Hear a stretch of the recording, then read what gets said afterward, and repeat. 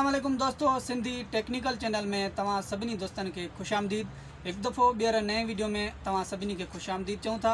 दोस्तों, तव्हां असांजे चैनल ते ॾिठो हूंदो त जैज़ ते बि असां VPN ठाहे हलाया आहिनि, जेके इंटरनेट फ्री हलाइनि था। ऐं ज़ोंग ते बि असां तव्हांखे हलाए ॾेखारियोसि त ज़ोंग ते इंटरनेट फ्री हले थी। हाणे तव्हांखे असां टेलीनॉर सिम ते तरीक़ो करे VPN जो ॿुधाईंदासीं त कहिड़ो VPN आहे ऐं उन में कीअं सेटिंग कबी आहे, जेका टेलीनॉर सिम ते असां इंटरनेट हलाए सघूं। त तव्हांखे मोबाइल स्क्रीन ते वठी हलंदुसि, जेको सॼो तरीक़ो तव्हांखे मां सम्झाईंदुसि। उन खां पहिरीं तव्हांखे निड़ी गुज़ारिश त असांजे चैनल खे सब्सक्राइब कयो। पहिरीं कयो त तव्हांखे मां अॻिते पोइ ॿुधायां।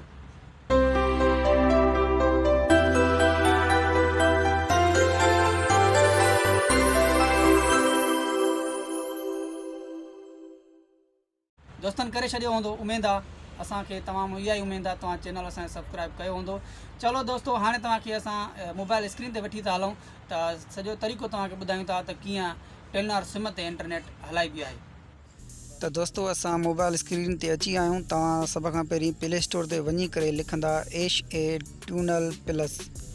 हीउ जेको नज़र तव्हांखे अची रहियो आहे मोनोग्राम हिन जो ॾिसजो त ईअं ई आहे। मां हिन खे पहिरीं डाउनलोड करे छॾियो आहे। तव्हां हिन खे सिर्फ़ु ओपन कंदव, हिन ई वांगुरु तव्हां प्ले स्टोर ते डाउनलोड कंदव न, कुझु हिन जो इंटरफेस हुन जो हीअं नज़र ईंदो। हिन खे तव्हां ओपन कंदव। ओपन करण वक़्तु एड थोरो आयो आहे, हिन खे कट कंदासीं। हाणे तव्हांखे टेलीग्राम वारो ऑप्शन बि लेटर खे हणो आहे, हिन खे ओके करिणो आहे।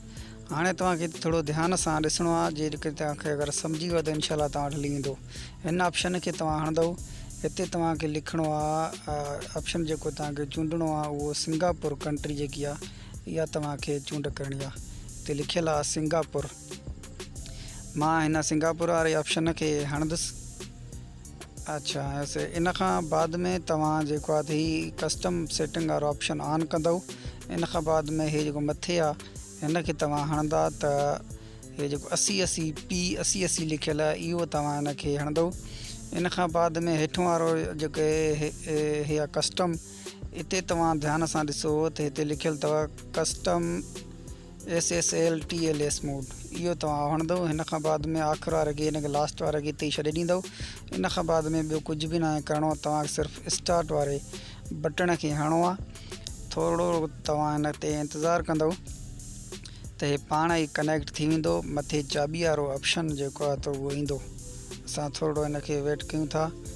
त दोस्तों, इहो असांजो कनेक्ट थी वियो आहे। एड बि हली वियो आहे। हिन एड खे असां जेको आहे त क्लोज़ कंदासीं। हीअ कुझु 8-10 सेकंड हलंदा। इहे तव्हांखे सेकंड वेट करिणो पवंदो। जीअं ई एड इहो वग़ैरह हले थियो, इहो कनेक्ट थी वियो। वरी एड आयो आहे, हिन खे असां वरी ख़तमु कंदासीं। मथे सेकंड हलिया, हिन खे असां क्लोज़ कयूं था। जीअं क्लोज़ थिए ठीकु आहे दोस्तों, बिल्कुलु कनेक्ट थी वियो आहे। हाणे तव्हां यूट्यूब हुजे, फेसबुक हुजे, जेका बि इंटरनेट हुजे तव्हां हिन ते हलाए सघो था।